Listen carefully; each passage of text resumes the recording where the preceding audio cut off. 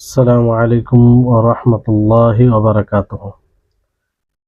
إن الحمد لله نحمده ونستعينه ونستغفره ونعوذ بالله من شرور أنفسنا وسيئات أعمالنا من يهده الله فلا مضل له ومن يضلله فلا هادي له وأشهد أن لا إله إلا الله وحده لا شريك له وأشهد أن محمدا عبده ورسوله أما بعد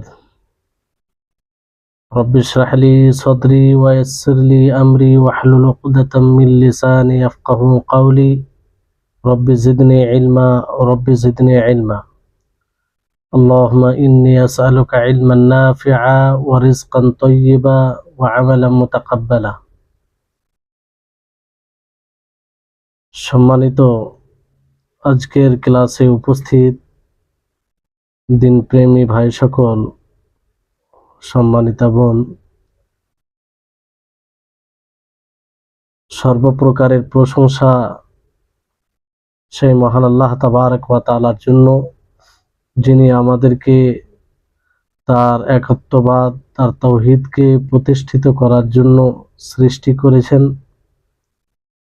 এবং সেই মহান আল্লাহ তাআলা আমাদেরকে সেই তৌফিক, সেই দিকে ধাবিত হওয়ার তৌফিক দিয়েছেন। ফলে আমরা সকলেই তার প্রশংসা করি, আমরা সকলে বলি আলহামদুলিল্লাহ। তারপরে আমাদের সকলের প্রাণ প্রিয় নবী করিম মুহাম্মদ মুস্তাফা সাল্লাল্লাহু আলাইহি ওয়াসাল্লাম, ওনার উপরে অসংখ্য শান্তির ধারা বর্ষিত হোক। আল্লাহুম্মা সাল্লি আলাইহি আল্লাহুম্মা বারিক আলাইহি। আলহামদুলিল্লাহ, আমরা বিগত কয়েক সপ্তাহ থেকে শেখ মোহাম্মদ ইবনে আব্দুল ওয়াহাব রাহিমাহুল্লাহ ওনার গুরুত্বপূর্ণ বই নওয়াকিজুল ইসলাম ধারাবাহিকভাবে পড়ে আসছি। আজকে সম্ভবত সপ্তম ক্লাস। আর বিগত ক্লাসে আমরা ইসলাম ভঙ্গের যে তৃতীয় কারণ রয়েছে সেই কারণ নিয়ে আলোচনা করেছিলাম। সেটি হচ্ছে যে মুশরিকিনদেরকে কাফের মনে করা, এবং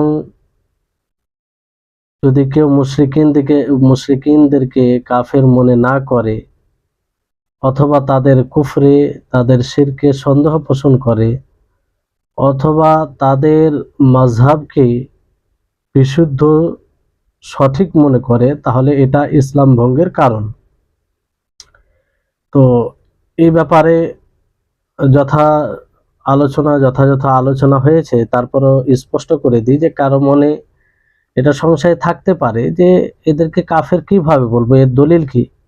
আসলে পুরো ক্লাসে আলোচনা হয়েছে, যদি মনোযোগ দিয়ে একটু শোনা যায় তো বিষয়টি স্পষ্ট হবে।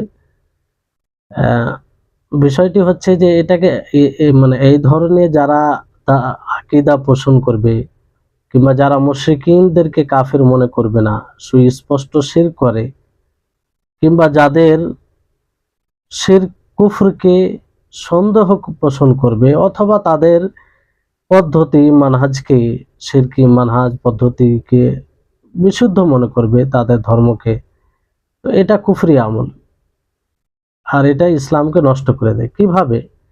কারণ আল্লাহ তাবারক ওয়া তাআলা সুস্পষ্ট করেছেন যে যারা কুফরি করে, আল্লাহ ব্যতীত অন্য কারো ইবাদত করে, আল্লাহ ব্যতীত অন্য কাউকে আল্লাহর জায়গায় নিয়ে আসে কিংবা সেই অবস্থান দেয় আল্লাহর জায়গায়, তাহলে সেটা শিরক।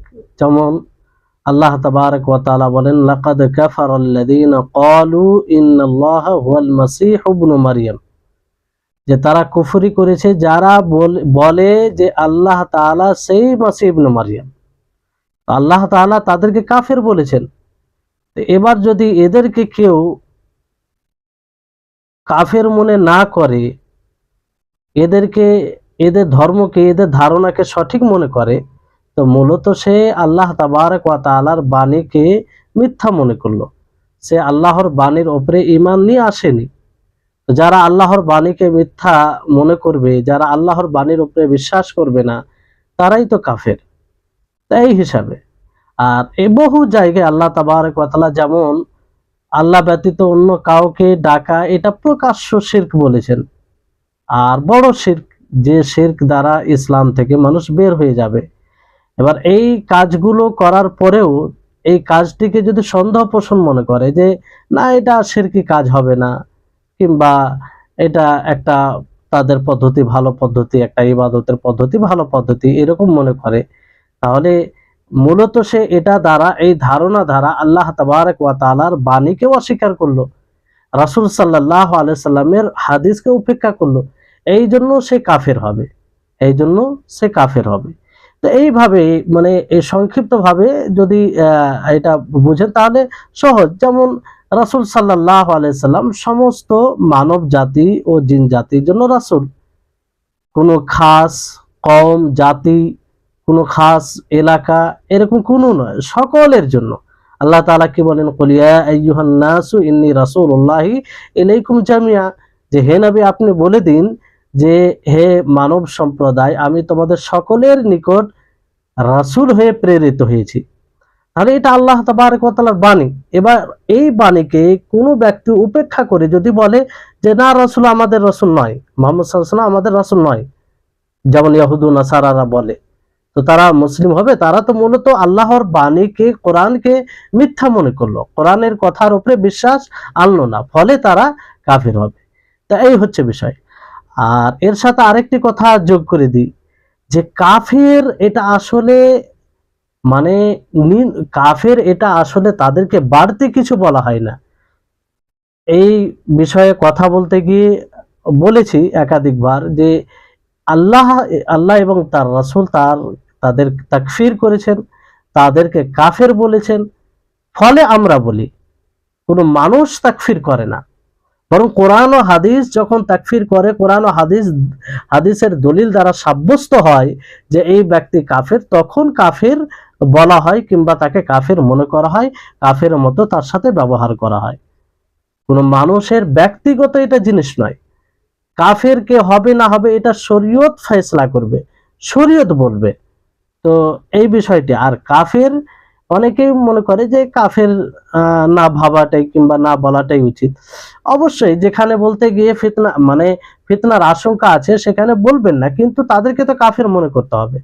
ফিতনার আশঙ্কা বলতে যে যেখানে গিয়ে হয়তো ফাসাদ সৃষ্টি হতে পারে, তো সেটা বিষয় ভিন্ন, কিন্তু আমভাবে কাফের বলা এটা কোনো দোষণীয় বিষয় নয়। আর অকারণে যেখানে প্রয়োজন আছে সেখানে বলবেন, কিন্তু তাদেরকে কাফের মনে করা এটা তো সবসময় জরুরি। আর আল্লাহ তাবারক ওয়া তাআলা সরাসরি তো কাফের বলে সম্বোধন করেছেন, কুল ইয়া আইয়ুহাল কাফিরুন, হে নবী আপনি বলে দিন যে হে কাফিরগণ। তাহলে এটা কোনো প্রকারের গালি নয়। কাফের মানে কি? কাফের মানে যে আল্লাহকে বিশ্বাস করে না, যে আল্লাহর বিধানকে অস্বীকার করে, যে রাসূলের বিধানকে অস্বীকার করে, সেই কাফের। আর মুমিন মানে যারা বিশ্বাস করে। তো অনেকেই এটা গালি মনে করে। গালি বলতে কি তার আসল অবস্থান।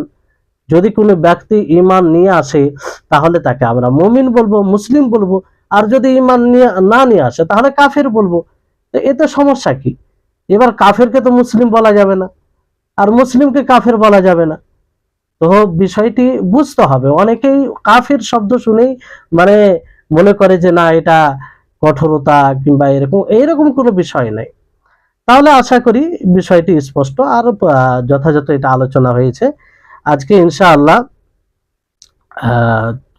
যে চতুর্থ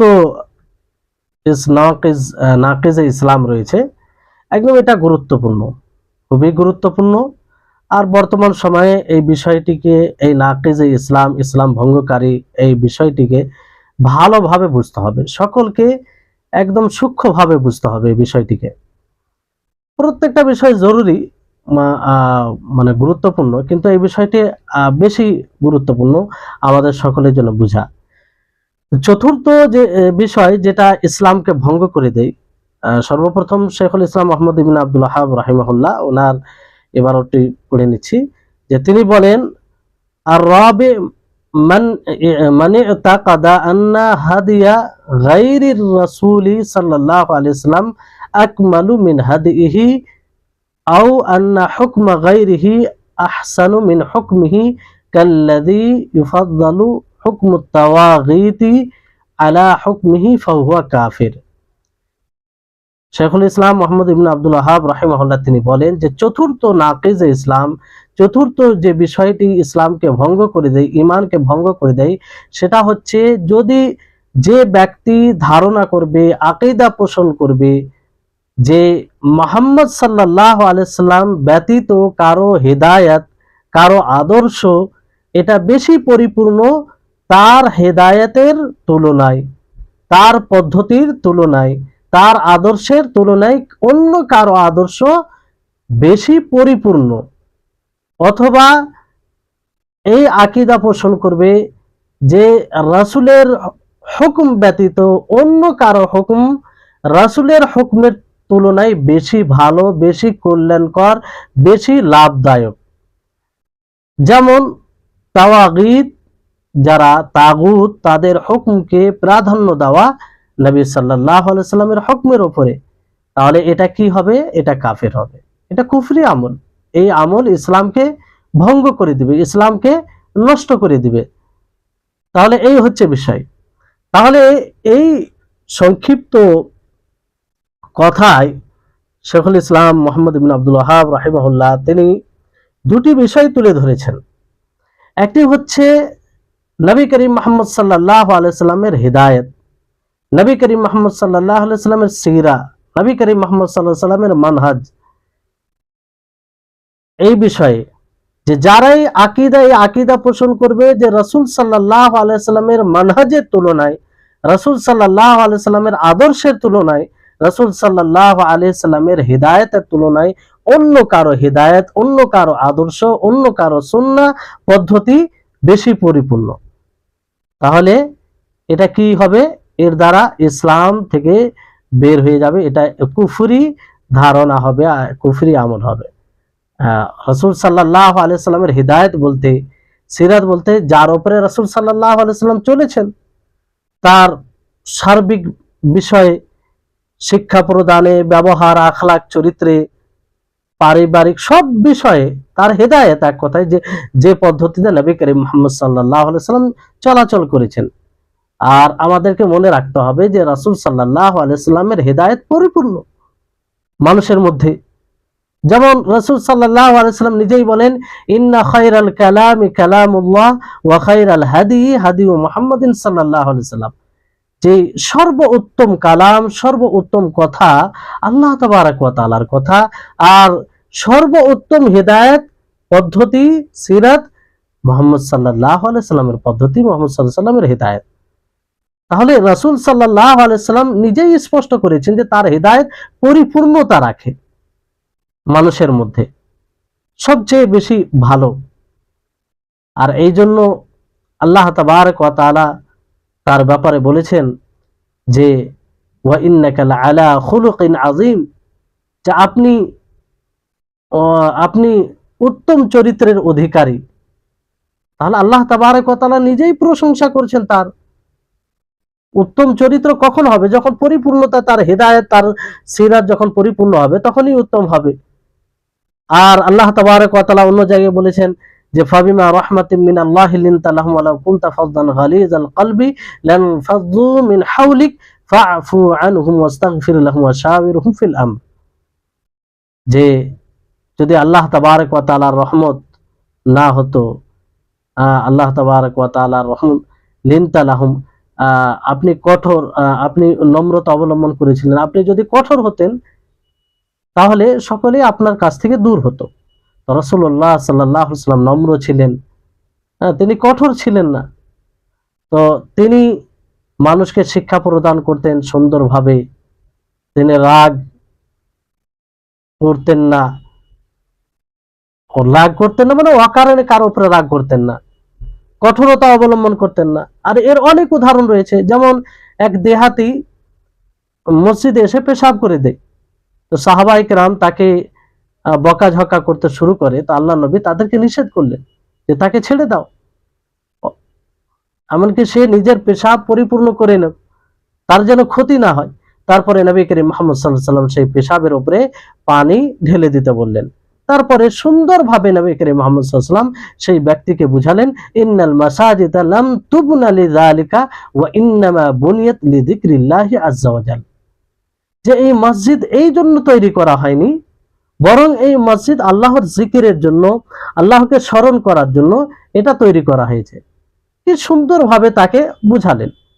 ফলে সে ব্যক্তিও স্বীকার করতে বাধ্য হলো যে না, নবী করিম মুহাম্মদ সাল্লাল্লাহু আলাইহি সাল্লামের সিরাত হিদায়াত পরিপূর্ণ হিদায়াত, সন্তুষ্ট হয়ে ফিরে গেল। তাহলে বিষয়টি হচ্ছে নবী করিম মুহাম্মদ সাল্লাল্লাহু আলাইহি সাল্লাম মানুষকে যে শিক্ষা প্রদান করতেন, তার সামনে এইরকম ব্যবহার, রূঢ় ব্যবহার করত, তারপরেও আল্লাহ নবী তার সাথে নম্র সুন্দর ব্যবহারের সাথে মানে তার নিকটে আসতেন। এরকম অনেক আছে। তো রাসূল সাল্লাল্লাহু আলাইহি সাল্লাম ব্যক্তিগত কোনো কারণে কারো উপরে রাগ করতেন না, ব্যক্তিগত কোনো কারণে কোনো সময় রাগ করতেন না, বরং তিনি ধৈর্য অবলম্বন করতেন। ব্যক্তিগত কারণে কেউ যদি নবী সাল্লাল্লাহু আলাইহি সাল্লামের উপরে অন্যায় করেছে, জুলুম করেছে, তারপরে তিনি সেখানে ধৈর্য অবলম্বন করেছেন। কিন্তু যখনই আল্লাহর যেগুলো নিষেধাজ্ঞা রয়েছে সেই নিষেধাজ্ঞাকে উল্লঙ্ঘন করেছে কোনো ব্যক্তি, তখন আল্লাহ তাবারক ওয়া তাআলা রাগান্বিত হয়েছেন, আর রাসূল সাল্লাল্লাহু আলাইহি সাল্লামও রাগান্বিত হয়েছে তার উপরে। তাহলে রাসূল সাল্লাল্লাহু আলাইহি সাল্লাম নিজের জন্য রাগান্বিত হননি, বরং আল্লাহর জন্য রাগান্বিত হয়েছেন। আর এটা আপনি অসংখ্য এর উদাহরণ পাবেন নবী করিম মুহাম্মদ সাল্লাল্লাহু আলাইহি সাল্লামের সুন্নাতে নববীতে। তারপরে একজন ব্যক্তি নবী করিম মুহাম্মদ সাল্লাল্লাহু আলাইহি সাল্লামের কাছে এসে নবী সাল্লাল্লাহু আলাইহি সাল্লামের উপরে কঠোর অবলম্বন করে, কঠোর ভাবে আল্লাহ নবীকে কথা বলেন। তো সাহাবায়ে কেরাম তার মানে তাকে ধরার ইচ্ছা করলো, কিংবা তার ব্যাপারে কিছু করার একটা ইচ্ছা করলো। তো রাসূল সাল্লাল্লাহু আলাইহি সাল্লাম কি বললেন, যে দাউহু ফাইন্না লিসাহিবিল হাক্কি মাকালান, যে তাকে ছেড়ে দাও, কারণ যার অধিকার আছে তার কথা বলার, সে কথা বলতে পারে, সে আসলে কিছু আল্লাহর নবীর কাছে পেত। এই কারণে সে কঠোরভাবে নবী সাল্লাল্লাহু আলাইহি সাল্লামকে বলতে আরম্ভ করলো, কঠোরতা অবলম্বন করলো। তো আল্লাহ নবী ইচ্ছা করলে তাকে বলতে পারতো, সাহাবাদেরকে একটা আদেশ দিলেই তাকে শেষ করে দিত, কিন্তু আল্লাহ নবী তা কি করেছেন? না, আল্লাহ নবী বললেন যে ছেড়ে দাও তাকে, তার অধিকার আছে, সে কিছু পায়, এই জন্য আমাকে বলছে। এই জন্য বলা হয় রাসূল সাল্লাল্লাহু আলাইহি সাল্লাম ব্যাপারে যে খায়রুকুম আহসানুকুম কাযাআন, যে তোমাদের মধ্যে সর্বোত্তম ভাবে যে কাজা মানে সেটা করে দিয়ে দেয় নবী করিম মুহাম্মদ সাল্লাল্লাহু আলাইহি সাল্লাম। তারপরে নবী করিম মুহাম্মদ সাল্লাল্লাহু আলাইহি সাল্লাম পরিবারের সাথে কেমন ছিল সেটাও স্পষ্ট করা হয়েছে, যে তিনি সর্বোত্তম ছিলেন, পরিবারের কাছে সর্বোত্তম ছিলেন। তো একজন ব্যক্তি কি করে সর্বোত্তম হতে পারে যদি তার হিদায়াত, যদি তার সিরাত পরিপূর্ণ না হয় কিংবা ভালো না হয়, তো কি করে সবচেয়ে ভালো হতে পারে? এটা সহজ কথা নয়। অনেক মানুষ বাইরে ভালো থাকে কিন্তু পরিবারে ভালো থাকে না, পরিবারে হক আদায় করে না। তো এরপরে যদি কেউ বলে যে রাসূলের হিদায়াতের চাইতে, রাসূলের হিদায়াতের তুলনায় অন্যের হিদায়াত উত্তম, আহসান, তাহলে এটা তো কুফরি হবে। যেহেতু হাদিসে রাসূলে কোরআনুল কারীমে স্পষ্ট করা হয়েছে, এটা এই ধারণা ইসলাম থেকে বের করে দিবে, ইসলামকে ধ্বংস করে দিবে। তাহলে এর ব্যাপারে আপনি রাসূল সাল্লাল্লাহু আলাইহি সাল্লামের সিরাত যদি পড়েন, তার জীবনী পড়েন, তা আপনি বুঝতে পারবেন। দ্বিতীয় যে বিষয়টি এখানে তুলে ধরা হয়েছে সেটি হচ্ছে, এটা তো হচ্ছে রাসূল সাল্লাল্লাহু আলাইহি সাল্লামের হিদায়াত নিয়ে।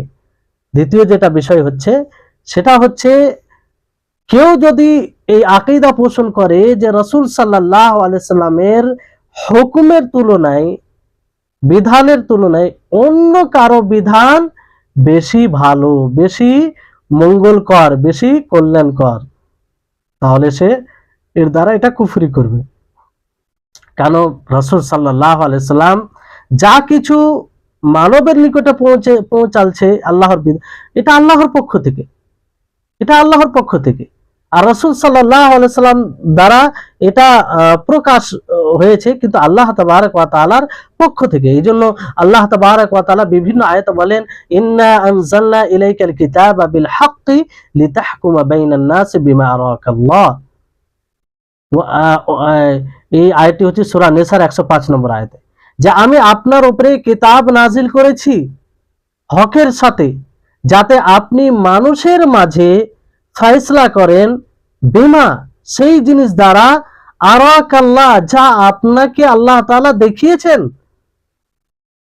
অন্য আয়াতে সূরা মাইদার 49 নম্বর আয়াত আল্লাহ তাআলা বলেন, ওয়া আনিহকুম বাইনাহুম বিমা আনজালাল্লাহ, যা আপনি তাদের মাঝে ফয়সালা করবেন, বিচার করবেন সেই জিনিস দ্বারা যা আল্লাহ তাআলা নাজিল করেছেন।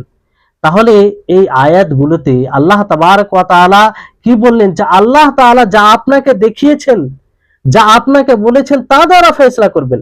আল্লাহ তাআলা এই কথা বলেননি যে বিমা রাআইতা, আপনি যা ভাববেন, আপনি যেটা করবেন তা দ্বারা ফয়সালা করবেন, এই কথা বলেননি।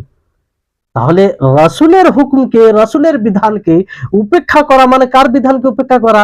মূলত আল্লাহ তাআলার বিধানকে উপেক্ষা করা। তাহলে এই উপেক্ষা, এই অস্বীকার যদি হয়, তাহলে তো এটা কুফরি হবে, এটা কুফরি হবে।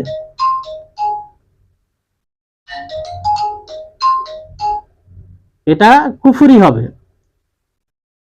তো তাহলে এখান থেকে এটা স্পষ্ট হচ্ছে। তারপরে আল্লাহ তাবারক ওয়া তাআলা স্পষ্ট করেছেন অন্য আয়াতে, সূরা আহজাবের 36 নম্বর আয়াতে। এইগুলো আয়াত এত স্পষ্ট, সূর্যের আলোর নেই, কোনো বোঝার মানে অস্পষ্টতার কোনো বিষয় নেই এখানে। আল্লাহ তাবারক ওয়া তাআলা বলেন, ওয়ামা কানা লিমুমিনিন ওয়ালা মুমিনাতিন ইযা কাযাল্লাহু ওয়া রাসূলুহু আমরান আন ইয়াকুনা লাহুমুল খিয়ারাতু মিন আমরিহিম ওয়া মান ইয়াসিল্লাহু ওয়া রাসূলুহু ফাকাদ যাল্লা যালালাম মুবিনা। যে কোন মুমিনের জন্য অধিকার নেই যে যখন আল্লাহ এবং তার রাসূল কোনো বিষয়ে ফয়সালা করবে, তাদের সেই বিষয়ে কোনো স্বাধীনতা থাকবে, নিজ ইচ্ছা মতো সেখানে মানে সেই জিনিসটাকে পালন করবে, কোনো অধিকার নেই। আল্লাহ এবং তার রাসূল যেটা ফয়সালা করে দেবে সেটা মানতে হবে। আর যারাই আল্লাহ এবং তার রাসূলের বিরুদ্ধাচারণ করবে, তারা সুস্পষ্ট গুমরাহিতে রয়েছে। তাহলে এখান থেকে কি বোঝা যাচ্ছে, যে রাসূলের হুকুমের তুলনায় অন্যের হুকুমকে, অন্যের বিধানকে যদি উত্তম বলা হয়, তাহলে তো এটাই তার বিরুদ্ধাচারণ করা হলো না। তারপরে আল্লাহ তাআলা বলেন, ওয়া মা আতাকুমুর রাসূলু ফাখুযুহু ওয়া মা নাহাকুম আনহু ফান্তাহু।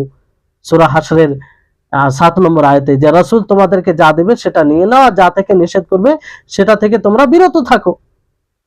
তো রাসূল যেটা দিবে, যা বলে গিয়েছেন সেটা গ্রহণ করতে হবে সন্তুষ্ট চিত্তে।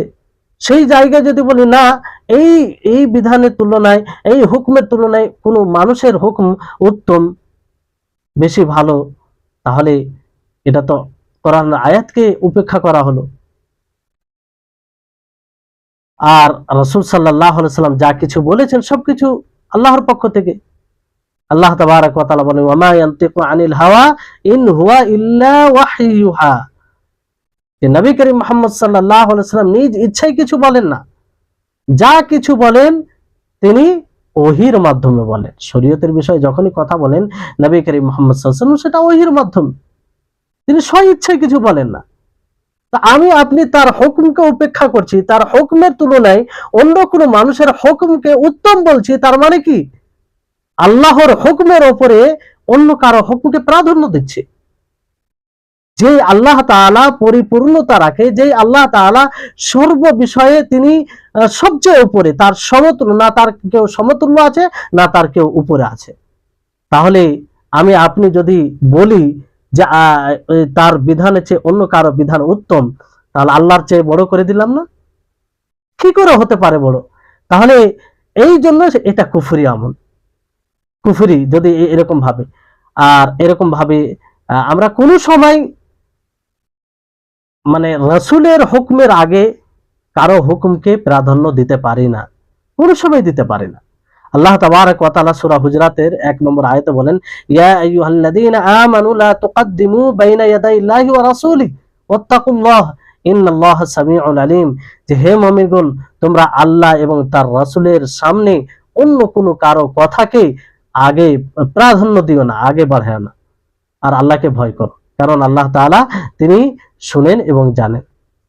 তাহলে এই আয়াতে স্পষ্ট ভাবে বলা হয়েছে যে তার কথার আগে কারো কথাকে প্রাধান্য দেওয়া যাবে না, কোনো কথাকে প্রাধান্য। প্রত্যেক মুসলিমের জন্য এটা জরুরি হবে যে সে বিধান কোরআন ও সুন্নাহ থেকে নিবে, আর নিজ ব্যক্তিগত মতামত দ্বারা ফয়সালা করবে না, কিংবা নিজের কোনো মানুষের বিধানকে, কোনো মানব রচিত বিধানকে, কোনো মানব রচিত বিষয়কে শরীয়তের উপরে প্রাধান্য দিবে না, না শরীয়তের বরাবর করবে। আর কোন সময় রাসূল, আল্লাহ এবং তার রাসূলের কথার আগে কারো কথাকে আগে বাড়ানো যাবে না, না বুদ্ধি বিবেক দ্বারা প্রাধান্য দেওয়া যাবে কিতাবুল্লাহ ও সুন্নাতে রাসূলের উপরে। তাহলে বিষয়টি স্পষ্ট। তো কোরআন ও হাদিসের বিরুদ্ধে যা কিছু আসবে সেটা বরাবর হওয়ার তো দূরের কথা, কেউ যদি বলে যে বরাবর সমান আল্লাহর বিধান এটাও ভালো, আর কোন মানুষের রচিত, কোন মানব রচিত বিধান সেটাও ভালো, যদি বরাবর করে দেয়, এটাও কুফরি আমল হবে, এটাও ইসলামকে ভঙ্গ করে দিবে, ইসলামকে নষ্ট করে দিবে। কোনোদিন বরাবর হতে পারে না। আল্লাহ এবং তার রাসূলের, আল্লাহর বিধান তার বিপক্ষে যেটাই আসবে, তার বিরুদ্ধে যেটা আসবে সেটা বাতিল, তার কোনো জায়গা নেই, সেটাকে বাতিল মনে করতে হবে। যদি কোরআন ও হাদিসের বিরুদ্ধে যায় সেটাকে বাতিল মনে করতে হবে। যদি কেউ মনে করে না এটাও ভালো, না ওটাও ভালো, না, এইভাবে চলবে না, এটাও ইসলামকে নষ্ট করে দিবে।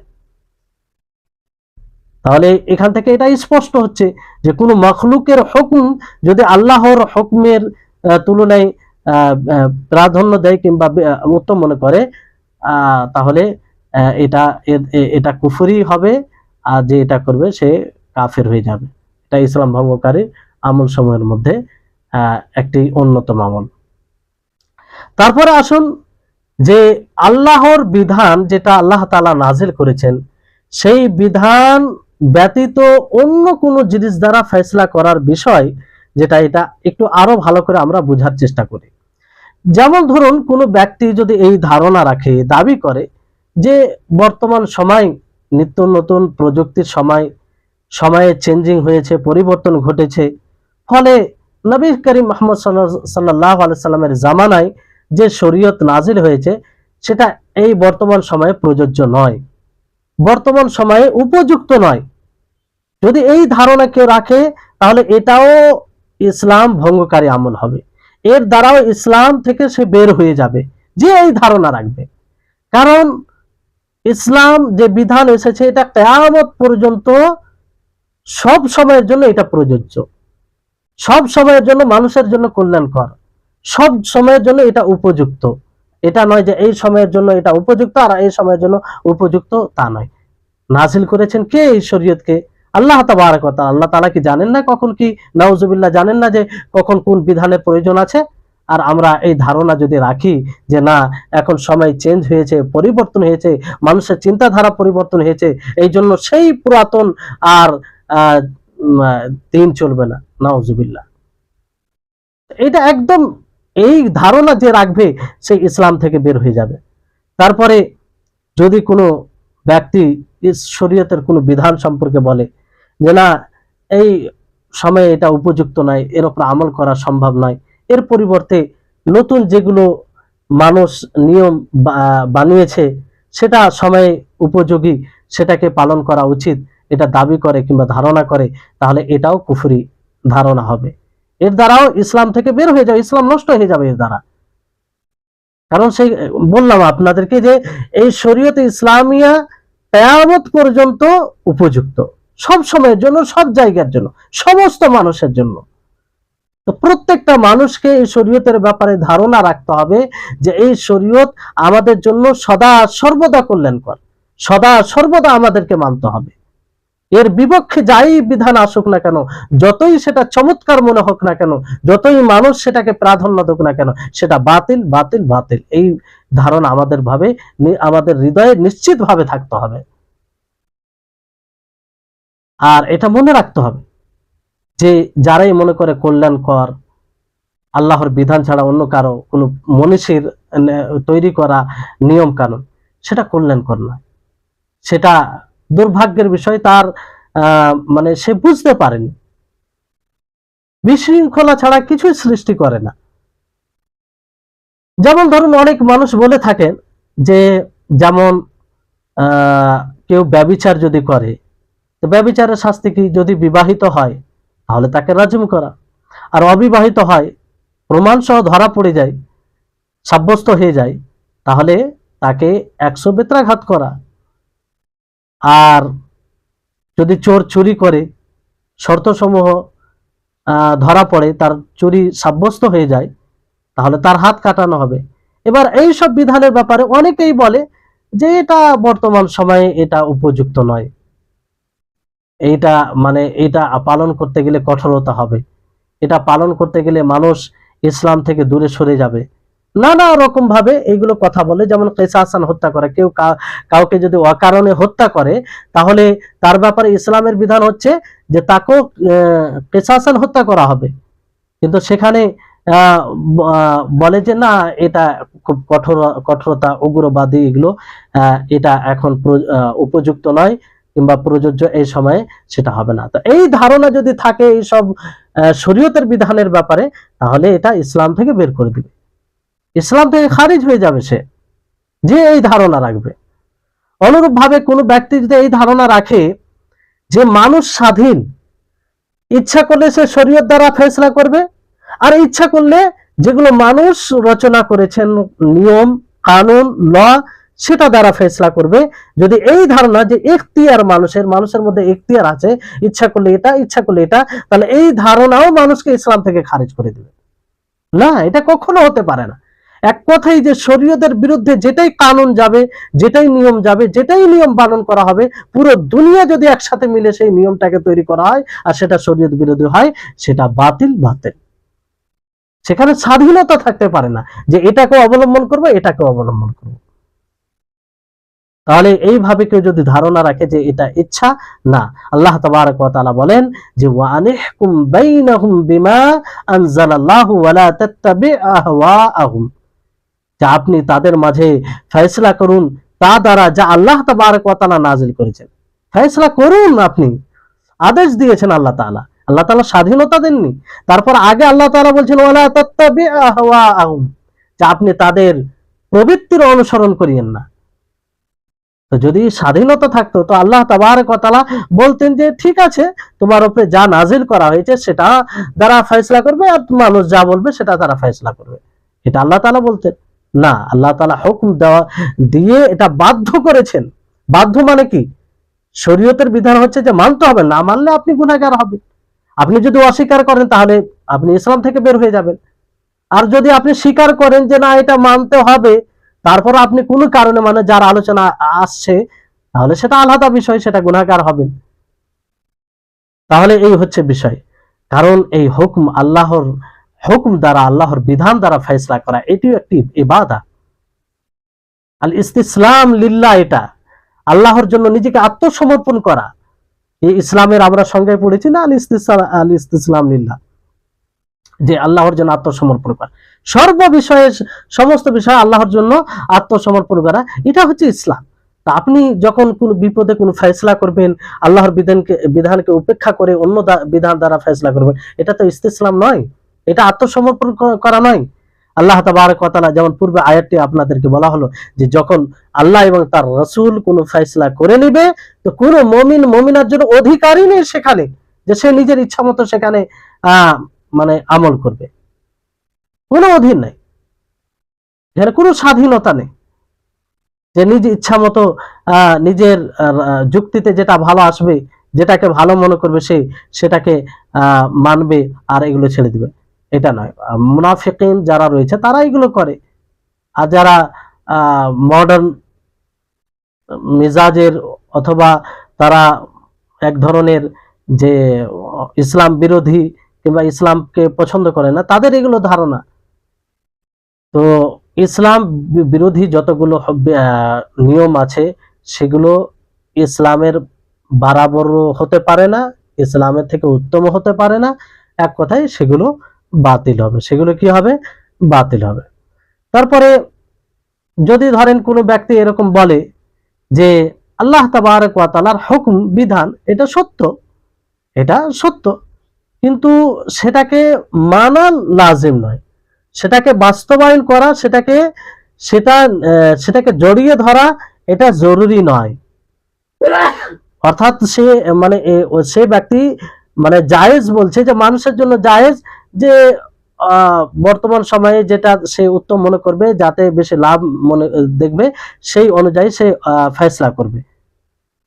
না, হক মনে করে যে আল্লাহর বিধান হক, কিন্তু সে এটাকে জরুরি মনে করে না, তাহলে এই ধারণাও ইসলাম থেকে বের করে দিবে। এই ধারণা ইসলাম থেকে বের করে দিবে, কারণ আল্লাহর হুকুম ব্যতীত অন্য হুকুম দ্বারা ফয়সালা করা এটা জায়েজ নয়, আর সেটা বাতিল। আর সবসময় এটা মনে রাখবেন যে আল্লাহর হুকুমকে উপেক্ষা করে অন্য কারো হুকুম দ্বারা ফয়সালা করে কখনো কল্যাণ আসে না, সমস্যার সমাধান হয় না। আজকে দেখুন গণতন্ত্র একটা মানে যদি দেখেন নিরপেক্ষভাবে, তাহলে এটা একটা মানে সমস্যার পাত্র। সবাই সব রকম নিজের চিন্তাধারা বলে, শেষ পর্যায়ে যে মূলত পাটন হবে, যেগুলো মানুষের জন্য অকল্যাণ, সেগুলো হয় না। তো বিষয় হচ্ছে এটা যে একটা দেশে যেটা আইন, সেটা অবশ্যই যেটা শরীয়ত অনুযায়ী, শরীয়তের বিরুদ্ধে যাবে না, সেটা মানতে হবে। আর যেটা শরীয়ত বিরুদ্ধে যাবে, সেটা ব্যক্তি তার আলোচনা আসবে সামনে, তার আলোচনার সামনে আসবে যে সেই জায়গায় আমাদের করণীয় কি, আর সেই জায়গায় হুকুম কি হবে। তো সামনে আলোচনা আসবে ইনশাআল্লাহ। ব্যক্তিগতভাবে এখন এই বিষয়টা জেনে রাখতে হবে যে শরীয়তের নিয়ম, এটাকেই প্রাধান্য দিতে হবে, ইসলামের যেটা বিধান এটাকেই উত্তম মনে করতে হবে, কারণ এতে সমস্ত মানুষের জন্য কল্যাণ রয়েছে। আর আল্লাহ তাবারক ওয়া তাআলা তিনার পক্ষ থেকে এই বিধান, আর তিনি হাকিম, তিনার প্রত্যেকটা কাজ হিকমতে পরিপূর্ণ, তার কোনো বিধান হিকমত থেকে খালি নাই। আজকে যারা অভিযোগ করছে যে জেনা ব্যভিচার করলে বিবাহিত যারা হবে, ব্যভিচার যদি করে, তাদের ব্যভিচার সাব্যস্ত হয়ে যায়, প্রমাণিত হয়ে যায় শরীয়ত অনুযায়ী, তাহলে তাদেরকে রজম করা হবে। তো এটাকে যারা কঠোর মনে করে, কিন্তু যে জায়গায় এই নিয়মটা বাস্তবায়ন করে, সেখানে খোঁজ খবর নেন যে কত মহিলা সেখানে ধর্ষণ হয়। কিন্তু এর বিপরীত যেখানে এসব নিয়ম নেই, সেখানে মহিলারা সংরক্ষিত নেই, মহিলারা নিজেকে নিরাপত্তা মনে করে না, যেখানে সেখানে তাদের নিজের নিয়ে চিন্তা থাকে যে কখন তাদের উপর আক্রমণ হয়ে যাবে। কিন্তু যেখানে এগুলো নিয়ম আছে, সেখানে নিশ্চিন্তে মহিলারা রাত্রিও একাকী চলে যায়, রাস্তাঘাটে চলে, কোনো সমস্যা হয় না। তো এর হিকমা রয়েছে। আল্লাহ তাবারক ওয়া তাআলার যেমন তিনি হাকিম, তিনার প্রত্যেকটা কাজ, তিনার প্রত্যেকটা বিধান হিকমতে পরিপূর্ণ, সেটা হিকমত থেকে কখনো খালি হবে না। আর খালি যদি মনে করেন যে কোনো তার বিধান হিকমত থেকে খালি, তাহলে আপনার ইমানে প্রশ্ন চিহ্ন চলে আসবে। যদি আপনি জেনে বুঝে এটা করেন, তাহলে ইমান থেকে বের হয়ে যাবেন, কারণ আল্লাহ তাবারক ওয়া তাআলা পরিপূর্ণ, তার কোনো দিক থেকে ত্রুটি নেই, কোনো দিক থেকে ত্রুটি নেই। ত্রুটি বলতে আল্লাহ তাবারক ওয়া তাআলার মধ্যে কিছুই নেই, কোনো দিক দিয়ে নেই। তাহলে কি করে আমরা বলতে পারি যে আল্লাহর বিধান, আর এই বিধান দ্বারা মানুষের উপরে জুলুম হচ্ছে, এই বিধান দ্বারা মানুষের কল্যাণ নেই, অন্য বিধানে কল্যাণ আছে? তাহলে তো এটা তো আল্লাহর বিধানে আপত্তি করা হচ্ছে, তাকে অসম্পূর্ণ করা হচ্ছে, নাউজুবিল্লাহ, যে যিনি পরিপূর্ণতা সব বিষয়ে রাখেন। তাহলে এই হচ্ছে বিষয়। তারপরে আল্লাহ তাবারক ওয়া তাআলা বলেন যে যেমন সূরা নূরের 51 নম্বর আয়াত আল্লাহ তাবারক ওয়া তাআলা বলেন যে ইন্নামা কানা কাউলাল মুমিনিনা ইযা দুউ ইলাল্লাহি ওয়া রাসূলিহি লিয়াহকুমা বাইনাহুম আন ইয়াকুলু সামি'না ওয়া আতা'না, যে মুমিনদের কথা হবে যখনই তাদেরকে আল্লাহ এবং তার রাসূলের দিকে আহ্বান করা হবে, কিসের জন্য? যাতে তারা তাদের মাঝে ফয়সালা করে, আন ইয়াকুলু সামি'না ওয়া আতা'না, তারা বলবে যে আমরা শুনলাম এবং মেনে নিলাম। তাহলে এটাই হবে, কোনো ইখতিয়ার স্বাধীনতা নেই। যখনই আল্লাহ এবং তার রাসূলের হুকুম বিধান শোনানো হবে, সেটাকে মেনে নিতে হবে। হ্যাঁ, আর যদি কোনো ব্যক্তি এই ধারণা রাখে যে আল্লাহর বিধান ব্যতীত অন্য বিধান দ্বারা ফয়সলা করা জায়েজ নয়। ভালো করে শুনুন, তা না হলে বুঝতে পারবেন না। যে কোনো ব্যক্তি যদি এই আকীদা পোষণ করে, এই ধারণা রাখে যে আল্লাহর বিধান ব্যতীত অন্য বিধান দ্বারা ফয়সলা করা জায়েজ নয়, অথবা রাসূল যে বিধান নিয়ে এসেছে, যে শরীয়ত নিয়ে এসেছে, সেই শরীয়ত ছাড়া অন্য কিছু দ্বারা ফয়সলা করা জায়েজ নয়, কিন্তু সে বিরোধিতা করে প্রবৃত্তির অনুসরণ করে। কিসের? প্রবৃত্তির অনুসরণ করে, অথবা সে মনে করে যে কাজ মানে সেই হুকুমের বিরুদ্ধে বিরুদ্ধে বিরোধিতা করতে গিয়ে সে মনে করে যে আমি হারাম কাজ করছি। তার প্রবৃত্তি তাকে মানে উদ্বুদ্ধ করে, ফলে সে আল্লাহর বিধান ব্যতীত অন্য বিধান দ্বারা ফয়সলা করে ফেলে।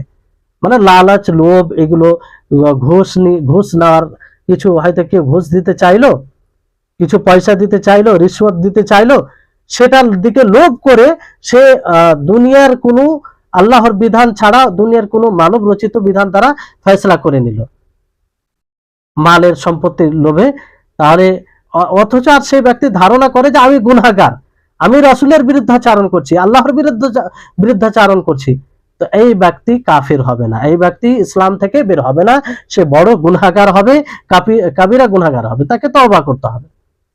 তাহলে পার্থক্যটা বুঝতে হবে যে এখানে বলা হচ্ছে যে তার মনের মধ্যে এটা আকীদা আছে যে আল্লাহর হুকুম সেটাই উত্তম, আল্লাহর হুকুমই কল্যাণকর, কিন্তু সে প্রবৃত্তির কারণে ধন সম্পত্তির লালচে, রিশওয়াত, ঘুষ খাওয়ার জন্য সে এটা করে ফেলে, সে নিজেকে গুনাহগার মনে করে। তো এটা দ্বারা ইসলাম থেকে বের হবে না, কিন্তু সে গুনাহগার হবে, সে পাপী হবে। অথবা এমন কোন ব্যক্তি যে আল্লাহর বিধান ব্যতীত, আল্লাহ যে বিধান নাজিল করেছেন সেই ব্যতীত ফয়সলা করে, কোন পদের লালচে, মানে কোন পদের লোভে, পদলোভী যাকে বলা হয়, পদের লোভে পড়ে সে আল্লাহর বিধান দ্বারা ফয়সলা না করে নিজের মন মতো করে ফয়সলা করে দেয়, আর সে মনে করে যে সে ভুল করছে, সে গুনাহ করছে। তাহলে এই আমল, আর সে এটাকে জায়েজ মনে করে না, নাজায়েজ ভাবে, অবৈধ মনে করে, তাহলে এই ধরনের ব্যক্তিও ইসলাম থেকে খারিজ হবে না, মিল্লাত থেকে খারিজ হবে না, কিন্তু গুনাহগার হবে। কি হবে? এটা ছোট কুফর হবে। কারণ কুফর দুনা কুফর হয়, যেমন আব্দুল্লাহ ইবনে আব্বাস রাদিয়াল্লাহু তাআলা আনহু ব্যাখ্যা করেছেন যে কুফর দুনা কুফর, বড় কুফর ছোট কুফর হয়। তাহলে এই হচ্ছে বিষয়। অথবা কোনো ব্যক্তি যদি এরকম ধারণা রাখে, মানে যে ধরেন যে আল্লাহর বিধান ব্যতীত অন্য কোনো বিধান দ্বারা, অন্য কোনো নিয়ম দ্বারা, যেটা শরীয়ত বিরোধী, তা দ্বারা ফয়সলা করলো প্রবৃত্তির অনুসরণ করে, আর সে তার মধ্যে এটা আকীদা নেই, ধারণা নেই যে এটা জায়েজ, সে নাজায়েজ মনে করে, আর উত্তমও মনে করে না। আল্লাহর হুকুমের তুলনায় সেই যে বিধান দ্বারা সে ফয়সলা করলো প্রবৃত্তির অনুসরণ করতে গিয়ে, তার চেয়ে উত্তম মনে করে না, বরং আল্লাহর হুকুম বিধানকে উত্তম মনে করে, আর না আল্লাহর বিধানের সমান করে, সমতুল্য করে। এটাও বলে না যে এটা আল্লাহর বিধানের সমতুল্য, আল্লাহর বিধানের সমান, মানে এক কথায় প্রবৃত্তির কারণে এটা করে থাকে, মালের লালচে, পদের লোভে, তাহলে এই ব্যক্তি ইসলাম থেকে খারিজ হবে না, এটা ছোট কুফরি হবে। এটা কি হবে? ছোট কুফরি হবে। যেটা কাবিরা গুনাহ, বড় গুনাহ হবে। আর এটা থেকে দ্রুত তওবা করে ফিরে আসতে হবে। বারবার এটা করতে গেলে আবার ফের সহজে সে বড় কুফরি করা তার দ্বারা সম্ভব রয়েছে। কিন্তু বিষয়টা হচ্ছে যে এমন সময় কেউ যদি আল্লাহর নাজিলকৃত বিধান ব্যতীত অন্য কোনো বিধান দ্বারা ফয়সলা করে, ভুল করে, একজন হাকিম শাসক আছে, সে ভালোই বিচার করে, কিন্তু কোনো ক্ষেত্রে ইজতিহাদ করতে গিয়ে, কোরআন হাদিস ফয়সলা করতে গিয়ে তার দ্বারাই ভুল হয়ে যায়, তার দ্বারা কি হয়? ভুল হয়ে যায়। আর সে ইজতিহাদের উপযুক্ত, ইজতিহাদ বলা হয় যে কোরআন ও হাদিসের দলিলকে সামনে রেখে সে দেখবে যে কোনটা সঠিক, যে মানে এর উপযুক্ত হবে, উভয় প্রকারের দলিল তার সামনে উপস্থিত থাকবে। তো এটা করতে গিয়ে যেমন বড় বড় উলামায়ে কেরাম রয়েছেন, যাদের এই যোগ্যতা রয়েছে, তারা ধরেন এই ইজতিহাদ করতে গিয়ে কোনো বিষয়ে ফয়সলা করতে গিয়ে ভুলে আল্লাহর বিধান ব্যতীত অন্য কোনো ফয়সলা হয়ে গেছে, মানে জেনে বুঝে ইচ্ছাকৃত করেনি, তাহলে এটা ইসলাম থেকে খারিজ করবে না, বরং এটা আরো নেকি পাবে। কেমন নেকি পাবে? কারণ হাদিসের মধ্যে নবী করিম মুহাম্মদ সাল্লাল্লাহু আলাইহি সাল্লাম বলেছেন, ইদা ইজতাহাদাল হাকিমু ফাআসাবা ফালাহু আজরান ওয়া ইদা ইজতাহাদা ওয়া আখতা ফালাহু আজরু ওয়াহিদ। যে হাকিম, শাসক যখন কি করবে? ইজতিহাদ করবে, চেষ্টা করবে কোরআন ও হাদিস অনুযায়ী ফয়সলা করা। তো যদি সে সঠিক এতে পৌঁছে যায়, সঠিকভাবে ফয়সলা করে, সঠিক অবস্থানে পৌঁছে যায়, তাহলে তার জন্য 2 আজর রয়েছে, 2 নেকি রয়েছে। ওয়াইদা ইজতাহাদা ওয়া আখতা ফালাহু আজরু ওয়াহিদ। আর যদি ইজতিহাদ করতে গিয়ে ভুল করে ফেলে, তাহলেও তার জন্য 1 নেকি রয়েছে। নেকিটা কিসের? 1 নেকি। 1 নেকি এই জন্য যে সে পরিশ্রম করেছে, তার প্রচেষ্টা, তার সৎ নিয়ত রয়েছে, সে ইচ্ছাকৃত ভুল করেনি, আর সে আগ্রহী যে শরীয়ত অনুযায়ী সে ফয়সলা করবে, বিচার করবে, কিন্তু সে তৌফিক পায়নি, অতদূর পৌঁছাতে পারেনি। তো এই ব্যক্তি গুনাহগার হবে না, বরং সে নেকি পাবে, আর যে একটা গুনার দিক থেকে যাচ্ছে সেটা আল্লাহ তাআলা ক্ষমা করবেন। তাহলে এই হচ্ছে বিষয়। এবার এখানে একটি গুরুত্বপূর্ণ বিষয় আছে, সেটা হচ্ছে যখন এই বিষয়টি নিয়ে আলোচনা হয়, অনেকেই মনে করে যে এটা শুধু সেই সব বিষয়ে, সেই সব জায়গায় প্রযোজ্য যেখানে মালের সাথে সম্পৃক্ত থাকবে, ধনের সাথে সম্পৃক্ত থাকবে, এটার সাথে এটা প্রযোজ্য, এটা মনে করে। তা আসলে বিষয়টা এরকম নয়। এটা সার্বিক ক্ষেত্রে সব জায়গায় আপনি মালি, ধন সম্পত্তি কিংবা কোনো মানুষের হক হোক, সেই বিষয় নিয়ে কেস যেগুলো বলা হয়, কেস কাচালি এগুলো যেগুলো রয়েছে, এসব বিষয়ে, সমস্ত বিষয়ে আল্লাহ তাবারক ওয়া তাআলা এবং তার রাসূল যেটা ফয়সলা করেছেন সেটাই করতে হবে, সমস্ত বিষয়। এটা শুধু মানে যে বিষয়ে ঝগড়া হবে, বিবাদ হবে, সেই বিষয়ই নয়। যেমন আকীদা, আপনার আকীদা কি হবে, আপনার ধারণা কি হবে দ্বীনি বিষয়ে, সেটাও ফয়সলা কোথা থেকে নিতে হবে? কোরআন হাদিস থেকে নিতে হবে। জরুরি যে আকীদাতে যে মানুষ দ্বিমত হয়ে যায়, কেউ বলে এটা হবে, কেউ বলে এটা হবে, তো ওই সময় উভয় পক্ষের লোকের জন্য জরুরি হবে যে কোরআন ও হাদিস কি বলছে সেটা দেখতে হবে। তো কোরআন ও হাদিস স্পষ্ট করেছেন যে বিশুদ্ধ আকীদা কি হবে, আমাদের ধারণা কি হবে, তো সেটাকে গ্রহণ করতে হবে। সেটা পড়ার পরেও যদি সঠিকটা গ্রহণ না করে, উপেক্ষা করে, তো সেটাও ইসলাম থেকে খারিজ করে দেবে। এটাও ইসলাম থেকে বের হওয়ার মানে ইসলাম ভঙ্গের কারণ হবে। কারণ আকীদা এটা একটাই আকীদা, কোরআন ও হাদিস যে আকীদা দিয়েছে সেটাই হক, বাকি যা রয়েছে সব বাতিল। তো বাতিলকে প্রত্যাখ্যান করতে হবে। হ্যাঁ, আর যদি এখানে কেউ বলে যে না, মানুষ যার যে আকীদা আছে সেই আকীদার উপরে থাকবে, এগুলো তো সমস্যা নেই, এগুলোতে কি সমস্যা নেই। আর আকীদার কথা বলতে গেলে মানুষ পালিয়ে যাবে, মানুষ কাছে ভিড়বে না, তাহলে এটা জায়েজ না, এটা বাতিল। আর এটাকে কেউ যদি জায়েজ মনে করে যে প্রত্যেকটা মানুষ নিজের আকীদার উপরে থাকবে, সে কোরআন হাদিস অনুযায়ী দেখবে না, বিশুদ্ধ আকীদা কোরআন হাদিস থেকে নিবে না, বরং তাদের যে প্রিয় মানুষ দিয়েছে সেটাকেই গ্রহণ করবে, সেটাই উত্তম, তাহলে এটাও নাকিজে ইসলাম, এটাও ইসলামকে ভঙ্গ করবে। তাহলে বিষয় এটা খুব স্পর্শকাতর বিষয়। বর্তমান সময়ে দেখবেন অনেক মানুষ ধারণা করে যে আকীদা, যার যেটা আকীদা আছে সেটা তার উপরে থাকবে এবং সেটাকেই তারা উত্তম মনে করে, আর কোরআন হাদিস থেকে যে আকীদা নিতে হবে সেটাকে জায়েজ মনে করে না, সেটাকে জায়েজ মনে, বরং জায়েজ মনে করে কোনটা, যেটা বাপ দাদার কাল থেকে চলে আসছে সেটা। তাহলে এই যদি ধারণা থাকে, তাহলে এটাও নাকিজ ইসলাম, ইসলাম ভঙ্গকারী অন্তর্ভুক্ত হবে। যেমন আমাদের তাওহীদ রুবুবিয়্যাতে কি আকীদা হবে, তাওহীদ রুবুবিয়্যাতে, তাওহীদ উলুহিয়াতে, তাওহীদ আসমা ও সিফাতে, এগুলো বিষয়ে কি আকীদা হবে? কোরআনে স্পষ্ট ধারণা দিয়েছে, হাদিসে স্পষ্ট ধারণা দিয়েছে। তো কোরআন হাদিস অনুযায়ী যে আকীদা বের হবে সেটাকেই গ্রহণ করতে হবে, সেটাকেই। যেমন তৌহিদ, তৌহিদে উলুহিয়া বিষয়, যে এক আল্লাহরই ইবাদত করতে হবে, আল্লাহ ব্যতীত অন্য কারো ইবাদত করা হবে না। এবার যদি কেউ মনে করে না আল্লাহ ব্যতীত অন্য কারো ইবাদত করা যাবে, তাহলে তার ইসলাম থাকবে? থাকবে, ইসলাম থাকবে না, ইসলাম ভঙ্গ হয়ে যাবে। তো জরুরি এটা। আর এই জন্য নবী করিম মুহাম্মদ সাল্লাল্লাহু আলাইহি সাল্লাম মুআয বিন জাবাল রাদিয়াল্লাহু তাআলা আনহুকে যখন দাওয়াতের উদ্দেশ্যে ইয়ামানের দিকে পাঠান, তখন কি বলেছিলেন আল্লাহ নবী? ফালিয়াকুন আউওয়ালা মা তাদউহুম ইলাইহি শাহাদাতু আল্লা ইলাহা ইল্লাল্লাহ ওয়া আন্না মুহাম্মাদার রাসূলুল্লাহ, যে তোমার সর্বপ্রথম দাওয়াত হবে, তুমি তাদেরকে দাওয়াত দেবে কোন দিকে? এই কথার সাক্ষ্য প্রদানের দিকে, যে আল্লাহ ছাড়া সত্য কোনো মাবুদ নেই এবং মুহাম্মদ সাল্লাল্লাহু আলাইহি ওয়াসাল্লাম আল্লাহর রাসূল। তাহলে দেখেন, সর্বপ্রথম আল্লাহ নবী কিসের উপরে উদ্বুদ্ধ করলেন? যে তুমি তাদেরকে দাওয়াত দিবে যে আল্লাহ ছাড়া কোনো সত্য মাবুদ নেই এবং মুহাম্মদ সাল্লাল্লাহু আলাইহি ওয়াসাল্লাম আল্লাহর রাসূল।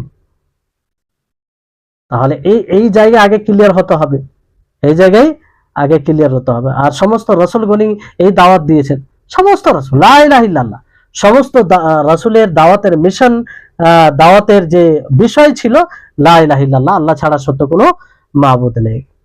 এবার যদি এর এমন আকীদা কেউ পোষণ করে যেটা এর বিরুদ্ধে যাবে, আর সেটাকে যদি সে সঠিক মনে করে, বাকি কোরআন হাদিসের এই লা ইলাহা ইল্লাল্লাহর দাবি অনুযায়ী আকীদা কারো সামনে উপস্থাপন করা হয় আর সেটাকে উপেক্ষা করে, তাহলে তার ইসলাম থাকবে?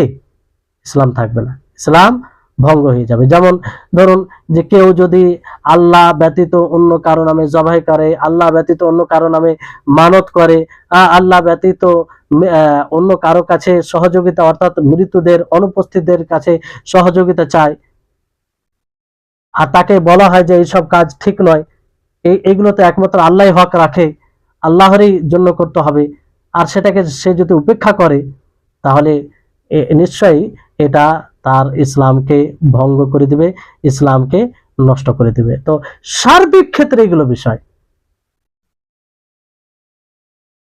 তো এই হচ্ছে বিষয়। সময় মনে হয় প্রায় কত সময় হলো, তো আজকের মতো শেষ করছি। ইনশাআল্লাহ এই নাকিজে ইসলাম নিয়ে, এই বিষয়টি নিয়ে আবারও আরেকটি ক্লাস হবে ইনশাআল্লাহ পরিপূর্ণ।